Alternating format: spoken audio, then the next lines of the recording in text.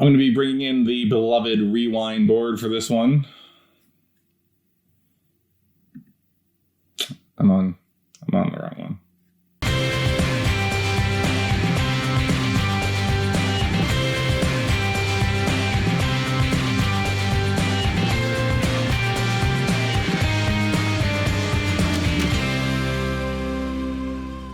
Welcome back to Rewind with bschwitty, because if you're a bird, I'm a bird. In honor of Valentine's Day this weekend, we are focusing on the number one style of wine that's purchased for that special day and night of romance, sparkling wine. So sit back and relax as we do our new animated Information Tuesday thing, and this one's going to be a fun one. I'll see you at the end of the show. So you want to romance your significant other this Valentine's Day. You run to the store and grab the first bottle of bubbly you can find, and, of course, they love the fact that you essentially shot at random and put no thought into what you brought home to them. But having watched this episode, you can then impress them with your big brain and drop some sweet, sweet knowledge on them. And as we all know, knowledge is sexy. But you're thinking, bschwitty, what do I need to know about sparkling wine? It fizzes and it tastes like yeast sometimes, 5 by 5. Well, for starters, while wine has been around since as early as 6000 BC, sparkling wine was a physical impossibility to make until a few centuries ago, when advancements in glassmaking during the Industrial Revolution not only improved the durability of wine bottles, but made them an industry standard. Since the accidental discovery of wine, seriously, back before modern science and the understanding of microorganisms, people attributed fermentation to anything from gods to magic. That old wine had an unintentional effervescence, a byproduct of older fermentation techniques, but it couldn't be replicated in a sealed vessel because the container would shatter from the pressure buildup. Think of it like placing a bottle of beer in the freezer. As the beer freezes and expands, the pressure built up inside the bottle reaches a breaking point, and either the cap pops off or the glass shatters. Or if it's a quality bottle and seal with enough headspace, it'll just freeze, but that's beside the point. There are many types of sparkling wine from around the world, but the most well-known is champagne. We have an entire episode about champagne, but the gist of it is that there are two main types: Blanc de Blanc, made from Chardonnay grapes, and Blanc de Noir, made from Pinot Noir and Pinot Meunier. Champagne was so synonymous with sparkling wine in the past that places outside of Champagne, France, named their own sparkling wine after it, until the producers of proper champagne put the kibosh on it, which, side note, eventually led to the creation of the French AOCs and other official regulated viticulture regions all around the world, a story for another time. Other French sparkling wines include Cremant, made in the same style as champagne, but from 8 different appellations all across France. Pro tip, if you enjoy champagne but don't have the budget for it, this is a great alternative. Moving out of France and onto Spain, we have Cava, which you can usually find for under $20 here in the US. It's less nutty than champagne, but drier than the next type of wine we're going to talk about. Another cheap alternative to champagne is Prosecco, which is from Italy and has a similar price point to Cava, but is slightly sweeter in general. It's our rewind pick for Sunday brunch mimosas, especially with pineapple juice over orange. You can thank me later. There are also 4 other major Italian sparkling wines: Asti Spumante, Lambrusco, Metodo Classico, and Franciacorta. Germany calls their sparkling wine Sekt, and it is generally made by the Charmant method, more on this in a second, which is a faster and cheaper method of making sparkling wine. Finally, rounding off our list of sparkling wines are the ones from the New World, usually just called sparkling wine in the Americas and Australia. There are also some lesser-known sparkling wines from Hungary, Romania, and the former USSR. Now that we know the types of sparkling wines out there in the world, let's give your big brain a little extra ammo for pillow talk by learning the 4 different methods to make sparkling wine. These methods are the traditional method, transversage, the transfer method, and the Charmant method. Let's start with the most revered method that has been producing high-quality sparkling wine for generations, the traditional method, or method champenois. It also goes by many names, including classical method, method traditionnelle, and method classique. In this technique, winemakers start by making a base wine, usually in the way you would a regular white wine, direct pressing and then fermentation in a tank or larger vessels. It also undergoes cold stabilization to prevent the formation of tartrates in the bottle, which are those flakes you sometimes see when you put your wine in a refrigerator for too long. We talk about white winemaking in a Harvest vlog episode in the card on the top right corner. From there, they bottle the wine and begin a secondary fermentation by adding a mixture of sugar, yeast, and wine called tirage. This addition will help boost the alcohol percentage by a little over a percentage point on average.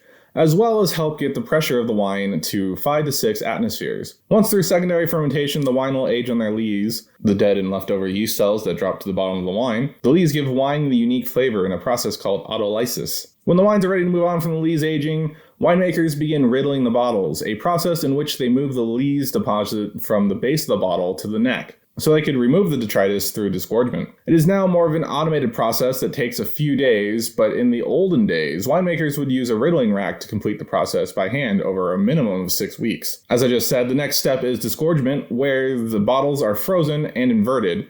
Then the tops are popped off and the lees pop out as little pellets of ice. Bottles are then topped with a mixture of wine and sugar called dosage before getting corked and finishing the process. Our second method we're going to cover is called transversage, which follows the same process as the traditional method until it gets to the point after disgorgement, where all the bottles of wine are immediately transferred into a pressure tank, where the dosage is added to the larger batch of wine and then bottled. You may be wondering why they would bother removing the wine from the bottle at this point, but the answer is pretty simple. They use this method to fill the non-standard sized bottles of sparkling wine you find, like the tiny spliff which holds a quarter bottle, all the way to the larger bottle sizes that hold 6, 12, or even 20 regular sized bottles of wine. Next up, on the ways to make sparkling wine, we have the transfer method, which, like transversage, starts out the same way as the traditional method, but veers off course earlier. Much like transversage, the wine is transferred back to the tank after secondary fermentation, except it is done before riddling and disgorgement, which means all the lees end up in tank with the wine. From there, the wine is clarified, a name for a handful of different processes that result in the removal of sediment, usually by filtration in this process. Then the dosage is added and the wine is bottled. This process is likely to die out in the next few decades as it has all the downsides of the traditional method without the positive qualities and flavors received from extended lees aging. Finally, we're going to talk about the Charmat method, also known as the tank or bulk method. The Charmat method is cheaper and faster than the traditional method and its offshoots, which is what makes the process desirable, especially by larger companies looking to provide cheaper alternatives for a mass market. After the base wine finishes fermenting in tank, the secondary fermentation is started and then arrested by cooling the tank to below 0 degrees centigrade when 5 atmospheres of pressure is reached. This is then clarified and the dosage is added, and then it is bottled. So after dropping all the sweet knowledge about sparkling winemaking from your big brain onto your partner, you still need to know how to properly open the sparkling wine because you don't want to have performance issues with your sweetheart when things are about to get hot and heavy with the wine.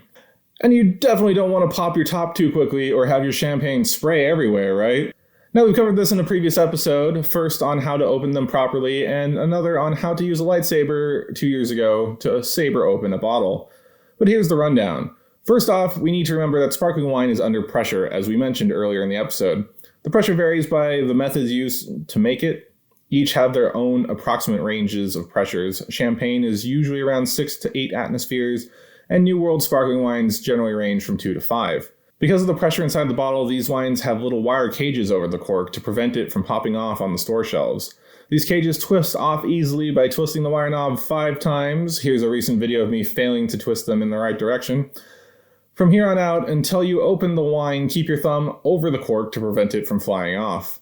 You are now the last line of safety on this. Now back to the pressure in the bottle. If you think back to your high school chemistry class, you may have learned about something called the kinetic molecular theory, which is, in essence, a model used to explain the behavior of matter in all different states. It postulates that matter is composed of small particles and that each particle is in constant motion, i.e. they have kinetic energy. Acceptance of this theory leads to a bunch of interesting assumptions about matter, but the one we're concerned with is the following. Particles move faster as temperatures increase, or to think of it in a way that affects sparkling wine, the colder it is, the slower the molecules in the wine bottle are moving, and therefore the lower the amount of pressure. On top of that, the CO2 in wine is more soluble, which is the ability to be dissolved in a liquid, at colder temperatures. This combined with the fact that the greater the pressure of the carbon dioxide above the wine, the more it dissolves in the wine, which leads to more bubbles released when you drink sparkling wine. This property is called Henry's law, which is a gas law in physical chemistry that states,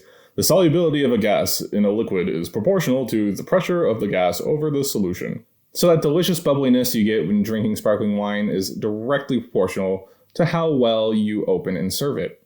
Try to open and serve it warm and it will result in a lesser experience. So is your thumb still in that cork? Did I remember to tell you to point it away from your face? I feel like I forgot to tell you to keep it pointed away from your face. and don't aim the cork at yourself or others. Okay, now you're ready to open that bottle like a professional. Firmly grasp the cork with one hand and the bottom of the bottle with the other, and then twist the bottle, not the cork, until you feel a slight pop.